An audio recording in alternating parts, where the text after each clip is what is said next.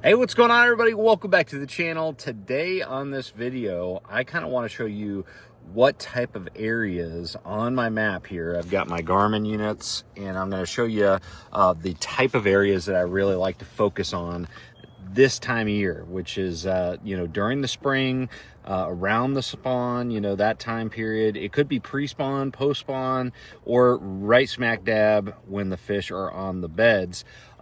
It really doesn't matter because, if you find a good spawning area, you've found a good post-spawn and pre-spawn area. You just kind of have to deconstruct the area based on those phases.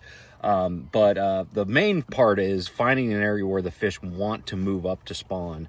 And so today we're out on Watts Bar Lake. It's a lake that I really don't have a ton of experience on, but I have fished it, a bit. I've probably spent now, I don't know, maybe 15 days out here on Watts Bar. So not a lot of experience here. I don't know every little creek arm and stuff like that. So it's actually a really good lake for me to show you the type of stuff I look at, because I don't really know it all that well, and I'm kind of learning something new every day as I fish it. So the first thing that I look for, let's go ahead and go to the map here. So the main thing that I'm going to be looking for when I'm looking for a good area on my mapping, and mapping is super important. I use my Navionics app on my iPad, on my iPhone, and then also the built-in mapping in my Garmin units here. And by the way, all of this was set up by bassboatelectronics.com, so go check them out. They are pretty amazing, regardless of what type of electronics you have, or how how much you want to use technology. Having good mapping, whether it's on your phone or on a graph, is really super important. So the main thing that I really start to look for this time of year are areas that are protected, number one, from a north wind. So we've got the north up orientation here, so north is right here. And so I'm looking for areas that are protected from a north wind, which is our predominant wind this time of year, or that's the predominant cold wind that comes from the north. And also areas that have gradual sloping contours. And they also have a variety of different types of shallow cover that the bass can really focus on. So for instance, when I zoom out here, I've actually got some good color coding on the map here. The red is where you have the most shallow water. Obviously up here on this arm, this is the Tennessee River proper. This is got quite a bit of good spawning habitat. In fact, I caught them in those creeks in an open a few years ago. But anyways, so I'm going to be looking for those areas that have quite a bit of shallow water.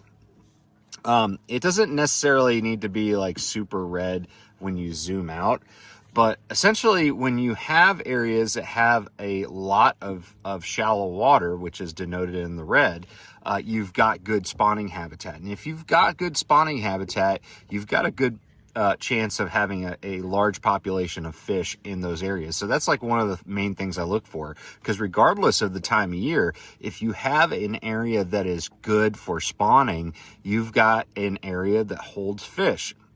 You may be fishing out deeper from the shallow areas, but you're still going to have a population of fish that lives in that area. So this creek in particular, I decided to fish, not because it has the most amount of shallow cover. You can see here that there's not as much red, but once you start zooming in, you start realizing, oh, okay, some of these main pockets, main creeks, actually have quite a bit of slow sloping contours. So a lot of shallow water, which is exactly what you need. You don't need 100 yards of flat conditions. That may hold a lot of spawning fish, but you don't need that to catch fish. In fact, I kind of like these high percentage areas where you still have plenty of shallow areas and little pockets and things like that, and also docks. You can see here we got a bunch of docks. You don't need it all to be red or all to be super shallow, but you need to have those areas that are nice and protected and they have good suitable cover that the fish can spawn around. And as you can see here, this creek right here, this pocket, it's got all those things. It's got the little pockets where the fish can you know, build beds in the backs of the pockets around the cover and stuff like that. You've also got plenty of docks. They're going to be spawning around those docks, and it's protected from the north wind, at least the majority of it.